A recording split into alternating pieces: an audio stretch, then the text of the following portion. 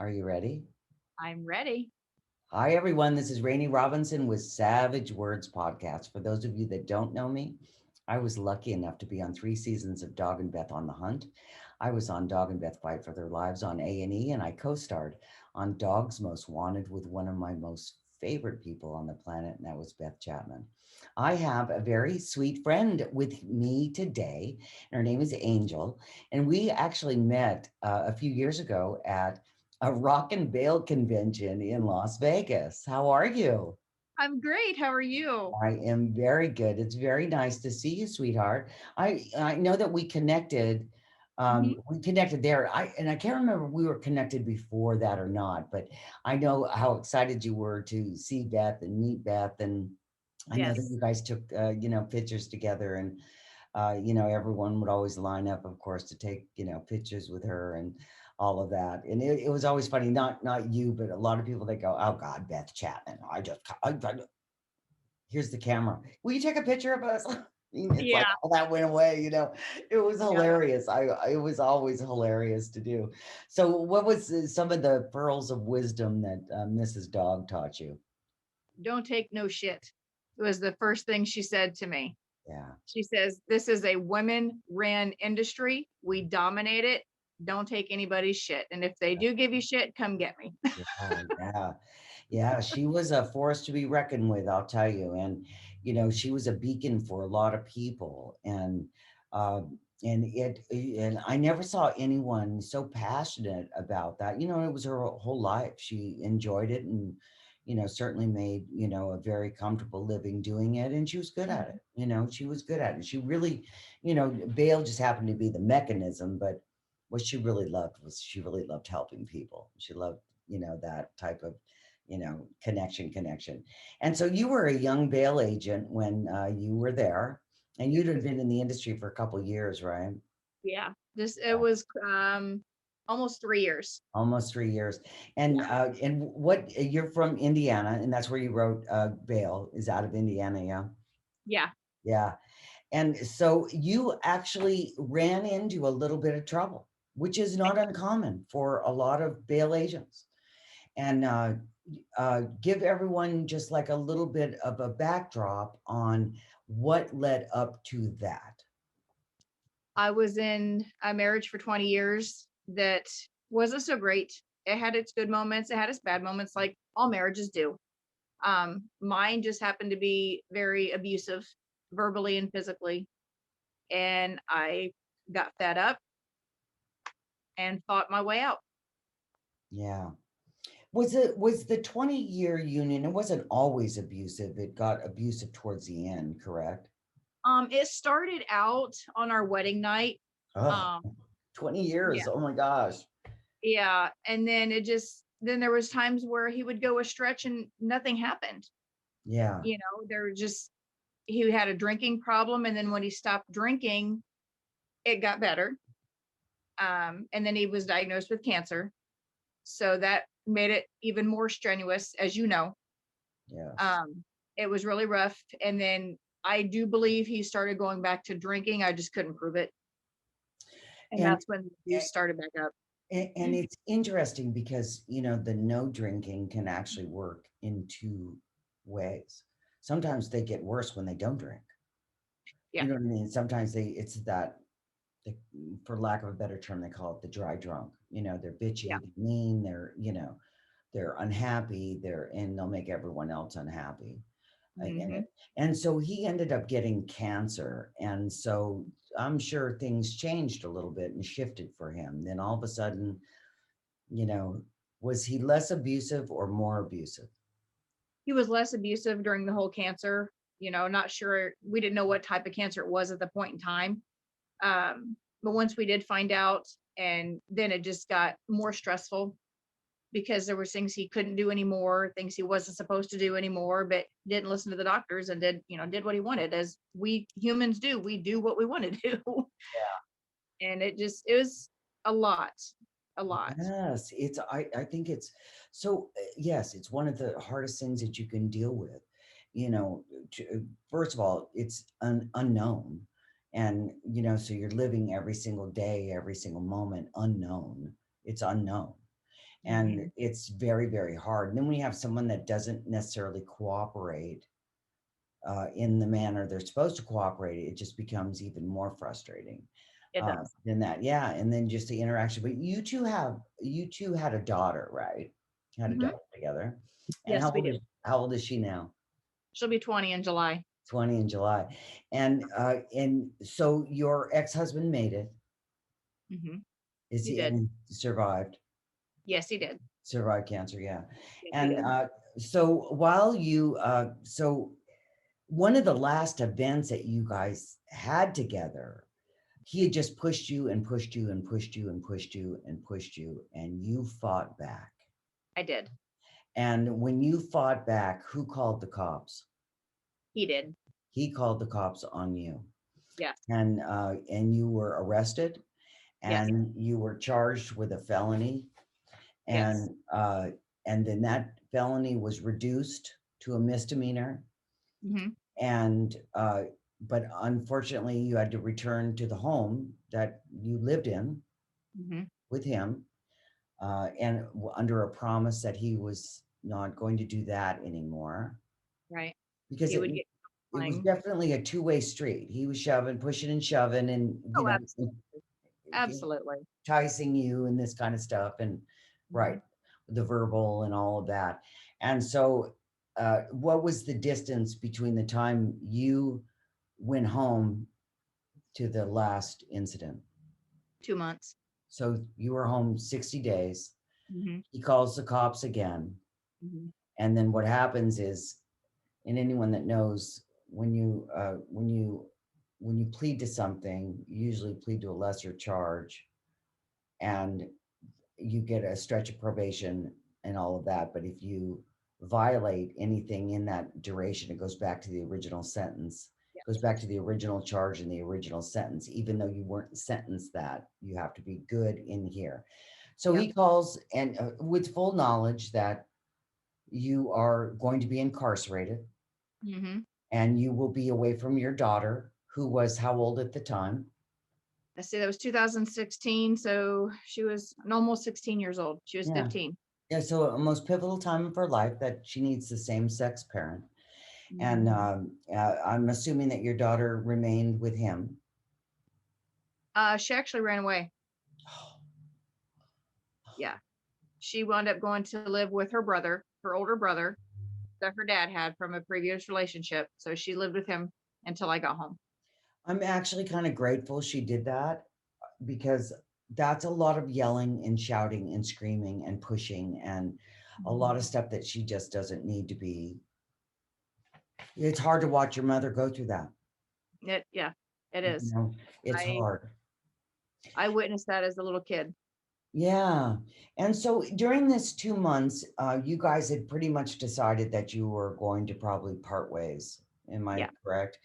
Yeah. And in that time, you met who is now the love of your life. Tell everyone a little bit about him. His name is Jason. We met in 2015. Um Tell we everyone how met you met him. I was his bondsman. I posted his bond for him. There's some magic in that paperwork. I'm telling you, right? It definitely is. It definitely is. Yeah. That's actually that's a really common story. I've met a lot of women and men in this industry that go, "Oh my God, when I met Well, him." that's how Dog and Beth That's how met. dog, well, yeah, dog did, well, dog wasn't interested, and Beth got all mad because he wouldn't go down and post that bond for her. So he let her sit there for 2 or 3 days, and so she said, "Well, I'm not going to go do the paperwork." So Yep. she made him chase her. It was funny. And Yep. look, I said, look, that's like trying to get gum off your shoe. You never got gum off your shoe ever. Oh No, my you God. don't. It's Yeah. hilarious. And she never let him forget it either. It's very No, she funny. did not. No, She she did. didn't. She'd tell that story a million times, a million ways to Sunday. And so you met Jason, and Yeah. he is just a sweetheart, and he's very kind to you and very loving and all of that. And he's actually fighting his own battle. Yes, he is. So, yeah, so he's actually incarcerated for a minute, Hmm. and you two are mounting a campaign to Hmm. get some of the administrative things, get him before a tribunal that Yes. is going to make some sense. Yes. Yeah. And so how is it having a relationship with someone that is in custody? In the beginning, when we first got married in 2018, it was kind of like, oh my God, you're married to somebody in prison, oh my God, it's not like every little girl's dream to grow up to be a prison wife. Absolutely not. It has its struggles. It's an everyday struggle. I mean, he calls when he can. Right now we have our video visits because of COVID. They snatched our visits away, but it's not like everybody thinks it is. I mean, it's rough walking into the prison and getting the search and everything, but when you see somebody that you love, you don't walk away. Right. You stand there and you fight with them. You fight that battle with them. Yeah. So what was it about him that just really turned your crank? What was it? When I first met him, it was his eyes. Like he's got these piercing blue eyes that just, yeah, it's like a bolt of lightning right there. Yeah. And then he's from Georgia and that Southern boy thing, and just, And you know what's really amazing is like you know when I met David, it was very similar. Not the when I looked at him, I went, "Oh my God." mhm. It was a very similar situation, and it's almost like it's like you just shook hands with destiny. Yeah, It's like you're my destiny for the. I don't know what it is we're supposed to be doing, but we're going to be doing something. I just know it's in the exactly. At cards. some point. Yeah. And And that's did what it was with Jason. It just, I don't know. It was just that connection on a level that you can't explain it. and is so he's not from the area. He was from Georgia. Yes. He's from Okay, Georgia originally. Yeah. gotcha. And so did he feel the same way? Well, his story says I stalked him first, but he stalked me. So it was a mutual Uh, stalking. I see. I see. It depends on who's telling the story. Exactly. Right, Exactly. exactly. I Yeah. lived one of those. I know exactly what you're talking about. That's funny. So now that you don't have so you can't do any physical contact at all No, because of not COVID. right now. No. So and that's been going on for a year. Hmm. Oh, isn't that hard? It is hard. It is hard, but thankfully there's a program out there where we get free video visits and he calls every day.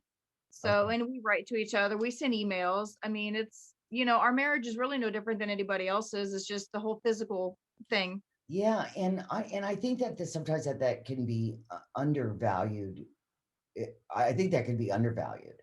I Mhm. When David and I, when we worked in Honolulu, we had businesses at home. So we had three businesses at home, and then we did the Honolulu gig. So what one of us would do is hop on a plane, go for 3 weeks, come back, and Mhm. we were essentially separated for like 3 weeks, and then we'd come back Right. and then spend 10 days together, and then go do it again. And we did that for like 5 years, Mhm. and it was a direct contributor to the demise of our marriage. Yeah. That separation of not have, because it's easy to detach yourself from that, knowing that you Mhm. can't have that touch, can't have Yeah. this thing, you can't. And so for me, there was a part of me where I had to kind of close that off in order to, kind of function. Did you Mhm. find yourself doing that? I do. But it's a choice that I make, I mean, there's a lot of eye candy out there. I mean, I'm a woman, guys are good looking. I mean, just as well as I do. Tend to be. Yeah, but it's just that choice that I'm making myself personally to stay faithful and loyal to my husband. Yes, yes, absolutely. No, I think that, and that's part of marriage. It's part Mhm. of marriage. It is, you took, listen, I stood on an altar and I took vows, and those, I meant them. Mhm. I meant them. And you stood, you know, before God and you took vows, and I'm positive you meant them. Yes, Yeah. absolutely, I did. Yeah. And he did as well. And a lot of Yes. people ask me, well, would he do the same thing if the roles were reversed? Absolutely, in a heartbeat. And if he could sit here and tell you himself, he would. He would flat out and tell you, absolutely, I'd be right there by her side. Oh, right. And I think that I think it's pretty much everyone's intention to do that. Mhm. I don't, I think that it's everyone's intention to, love, honor, and cherish. And, I mean, it takes, I mean, you are standing on, before God. So, Mhm. you don't have to be there. It's definitely by choice, Yeah. and but yeah, I mean, so I'm excited for, like, I have you anticipated what it's going to be like when he actually is released, because you two haven't lived together. No, we have not. Yeah. Yeah. It's going to be a trial, of course. I mean, we're going to have to get used to each other's habits, things that we both like and don't like, or whatever. But I have surprise care packages that I make for him for an entire year of cards and presents. So he's going to have Oh, a lot of things to do when he comes home. oh, that's good. Uh does he have training in, like, is he a mechanic, or does he do anything like that? Well, right now, that's good you asked that because he just got into the dog program. He's learning how to train service dogs. Oh, I love that. I So love that. yes. Love. So he was completely excited that he finally got into the program. It took 2 years to get in because of the wait list, but yes, he's really looking into doing that. And we want to rescue dogs when he comes That home. We want is, to start a I rescue. love that so much. And there is a direct correlation between, like, uh, learning empathy for people Mhm. and animals. And the Mhm. animals, and it's like one of those things, like, even people that have suffered, like, from, PTSD and some trauma and childhood trauma and that kind of stuff, like raising horses and dealing with animals, brings that out. I love that in nature itself. Mhm. I am so excited. And a lot of thanks has to be given to, people that, small enterprise that actually works with the prison systems to make these things available to Mhm. those that are in custody. Mhm. I mean, I really love that. We need more programs. Yes, we absolutely do. We can't I expect would someone love, to do a chunk of time and think mhm. that they're going to walk out a better person. Yeah. They're not. They're going to walk out And hating bologna sandwiches. yeah, and it's a lot of it's a big support system. They have to have a support system on the outside in order for them to succeed on the inside. It, And and there's and the so support should be on the inside as well. We're all paying for that. Listen. I want, and you want, and we all want. We want better people. We Mhm. want better. We want them to exit in a better position than when they went in. Absolutely. Absolutely. And I Why would love not? to be able to do that somehow, start a program to where there's more programs for them to have that. You can actually do that. You can get your teaching credential, and you can actually teach GED to people. You can go into they have it here in California. They have it on Yeah. the federal level, and they have it on the state level. Yeah. You can do Well, that. Jason has 2 college degrees, so he's He also can trying do to it. get into the program where he's teaching, high school diploma to people. Uh, He was actually working with somebody till This is, COVID hit. I love that. I mean, listen, I love that. We should utilize the skills that we have and Mhm. make people, rather than segregating them, we Yes. need to integrate them. And these are our people. They still belong to us. They're still our sons, our daughters. Yes, Absolutely. they've done really crappy things or whatever, but they still belong to us. Absolutely. And But not too many people believe that. They believe that while they're in prison, lock the door, throw away the key, and you can't. until it happens to their family, And until then it they're the happens ones to their thinking family. how do you do it? What do I do? Yeah. Yeah, I mean, there are no winners in that. There are the victim, and the victim's family loses, and the family, and the convicted lose. Mhm. And but at one point, it's got to come back together. A person cannot have to pay for something for the remainder of their life. Right. There has to be, you got to let them off the mat at one point. Michigan Mhm. actually just changed. Dog and Beth and me and David all went, and Cecily all went up to Michigan a few years ago. Michigan was the first state to take "Have you ever been convicted of a felony" off their application. Indiana needs to follow suit. Listen, if you have done time for a felony or a misdemeanor or whatever it is, Mhm. that you need not have to answer that question Absolutely. unless you're currently paying that debt. And I'm not saying that, it depends on if it's, financial or whatever, there can be some things for that, but not every, not a 7-Eleven application. God damn. Yeah. Tell me about it. Nothing wrong with 7-Eleven, by the way. I was using it as an example.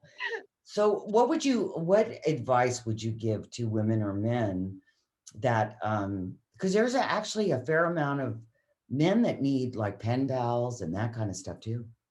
Mhm. So what Um, advice would you give to women that are either want to start a relationship or are in a relationship or just beginning a relationship with someone that's in custody? Make sure that you can do it because it is an emotional roller coaster. Make sure that you can handle it. That you've got people there that can not only support you, but support your relationship. They may not have to like the person that you're involved with, but as long as you are happy, that's what needs to be key. Because ultimately, your self happiness and your self worth is the biggest thing that you got in this world. And communication is so huge. Be honest with that person that you're going to be with. If you don't think you can restrain from the physical aspect of that life, tell them. They're going to understand. If they love you, they will understand. Yeah. Those are big challenges outside of custody. Mhm. Those are big challenge outside of custody. And I can only imagine, what it's like, especially having like limited access. You can't, it's not like he's got a phone in his room. Right. Can you ring, Yeah, cell block 15B, please? I We're not, know. we're not at the hotel. So, it's so, I have a lot of admiration for women uh, that choose that because, it is a choice and choose that kind of relationship. I think everybody needs love for sure. Mhm. And everyone deserves to have love and be loved. And I have a lot of admiration for you for sticking to your guns, and because it would have been really easy to walk away. Yeah. Yeah. It And you was. did. It's not hard. It's not easy. It's really hard sometimes. I mean, I have days I cry, Of you course. know, but when he calls, we talk. Yeah. What's wrong? I tell him what's wrong and we talk through it. We get through it together. Yeah. Just when he's coming home, we're going to get through everything. You know, I there's love nothing we that. can't get through. I love that. So when do you think that you guys they're going to lift the restrictions a little bit? Well, our state is now at 42% in the blue, which is a positive color. But right now they're doing the whole vaccine thing. We just have to wait till our age bracket to where we can get the vaccine. And I'm hoping sometime this year. I'm hoping. So has he been inoculated? No, he Oh, doesn't. He's not in the age bracket just yet. oh God. Oh, so Yeah, they're right doing now. everybody regardless of where they're at Yeah, by age bracket. right Oh, now got it's it, got it. 60 and up. And right now, even though he's in incarcerated, they are still doing the 60 and up where he's at. Oh, see, I would think that they would do, high probability of, widespread outbreak first. You know what I Yeah. mean? But yeah, And in our so facilities here, we had a huge outbreak in several of the facilities here. A lot of them were, oh yeah, there was a lot. wow. Yeah, here they just kind of let everyone out. I'm thinking, what I kind of was I marriage was is hoping they that? would have done that here, but I'm like, what, you sentence everybody. It's a marriage, right? You bring them on in, you go, no, you're going to be living in my house for the next 10 years. Oh, you're sick? out the door. I mean, and that's how it worked here. It's like, no, okay, love, love, honor, and cherish. Sick, no, no, no, only in health. Yeah, not Gone. that sickness. The different kind, yes. Exactly. Crazy. Exactly. Oh my God, crazy, just crazy. All right, sweetheart. Well, listen, it was delightful to talk to you. And I Yes, wish you nothing, you and Jason, nothing but the best of luck. I know thank that, you. you're going to do just fine. I pray for him that he, gets a resolution to, because this does bring up an interesting problem, where, and I've talked about this before, where people are, more likely to plead to something that's not, you know, necessarily in their best interest because they have been isolated. Yeah, And it's really, hopefully one day we won't have that. But I wish you the best of luck. And I really, you know how to get a hold of me. You know how I to get a sure hold of do. me. We need to do this again. I had a great Absolutely. time. Oh Thank you yeah, for letting definitely. me tell my story. I think we should absolutely do an update. Definitely. I will. Thank you. You're very welcome. Thank you everyone for watching and listening Savage Words podcast.